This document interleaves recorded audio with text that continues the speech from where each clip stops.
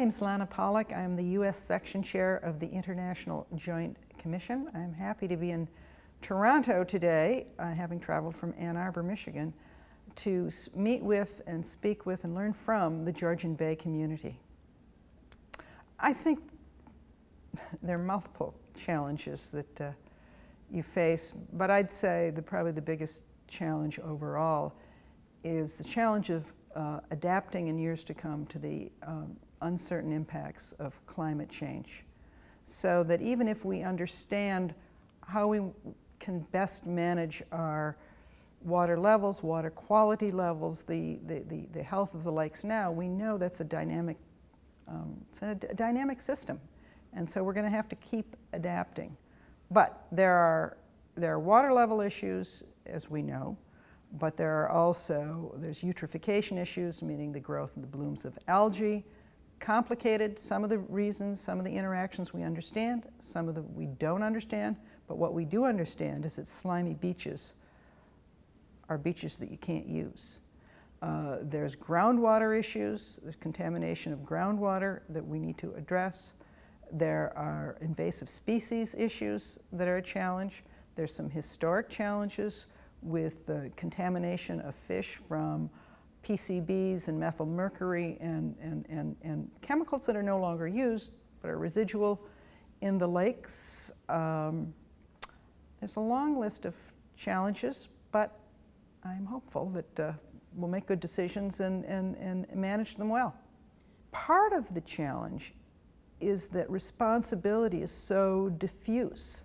In both Canada and the United States, there are federal authorities, so Environment Canada and EPA in the United States, but there are provincial authorities, there are local authorities, state authorities, there are First Nations authority and tribal authority.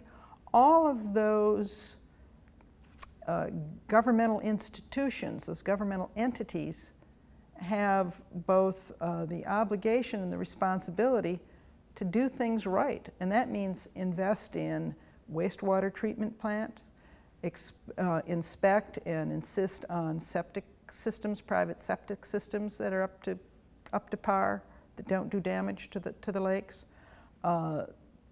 There's some dispute over who controls and how much control should be put on ballast water exchanges, which are one of the main pathways for invasive species. That's at different levels of government. The development, you know, when a local unit of government allows a wetlands to be turned into a parking lot, that's going to have an impact on your lakes. The accountability responsibilities are very widespread, and of course then it comes down to individual human beings, families. How, you know, are we going to keep our individual septic? Are we going to make those investments in the septic fields? Are we going to, almost no one does this now, but you know, change oil in our car and just dump it on the ground and let it run eventually into our Great Lakes? So individual and governmental at all levels. There are things that people can do on the individual level, depending of course on where you live. Rain gardens is, I mean, you know, you want to reduce is one thing you can do. So you want to reduce the amount of water that runs directly off of your property, especially on an impervious surface, and then into the waterways, because it's washing away contamination. Maybe it's natural contamination from seagulls or wildlife, but one of the best things we can do is to listen to nature and to protect, restore, and develop wetlands, because wetlands are a terrific filter of all sorts of pollution. They also reduce the flooding, and they reduce what we call the flashiness. So they're very quick up and down of the water levels, which are often hard to deal with. So wetlands restoration, increasing the amount of time between the water falling and reaching the Great Lakes. One of the things that I would like to see, and I know my colleagues Canadians and US alike would like, is to have a very good discussion, many discussions among the scientists, and then narrow down the number of core indicators, we call them, that is to say vital signs, that we will then measure over time.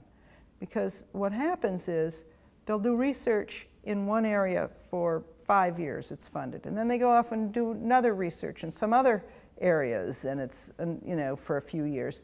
And we need continuous monitoring. So we need the research, we need the monitoring. Let's start with phosphates. We need to know where the phosphates the phosphorus chemicals are coming from. Then we need better science, deeper understandings of science of what is the interaction between certain kinds of phosphates and the zebra mussels and the quagga mussels. So what's the dynamic interface between the biological and the chemical and the physical elements of the Great Lakes? These things don't operate in a vacuum.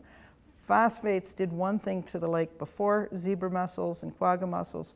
They're behaving slightly differently now, and we think that's making a difference. So there's that element of inquiry.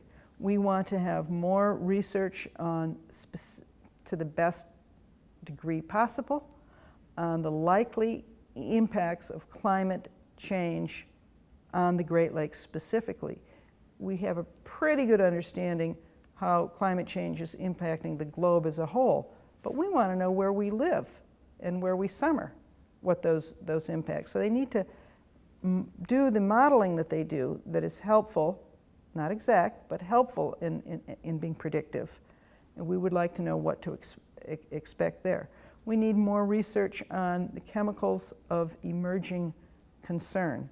That is to say, there's a whole host of chemicals that, like flame retardants, that were not, either didn't exist or weren't ubiquitous, but also pharmaceuticals that are now found in our water. We need to know what those impacts are. Finally, I'll say one other thing, and it's an old one.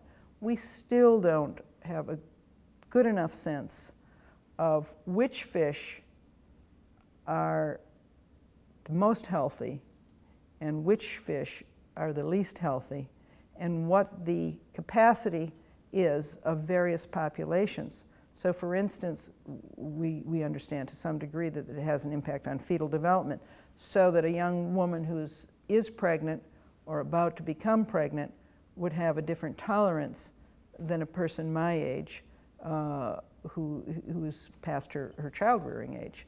So biological, chemical, physical questions, we need that debate, and then we need the discipline to settle on 12, 15, or 20 core indicators that we make societal commitments to continue to monitor over time. What I want to know most is as a person who spends a great deal of time trying to wrestle with environmental challenges and trying to avoid negative environmental consequences. My question may be philosophical or it may be political. Everybody cares about the environment.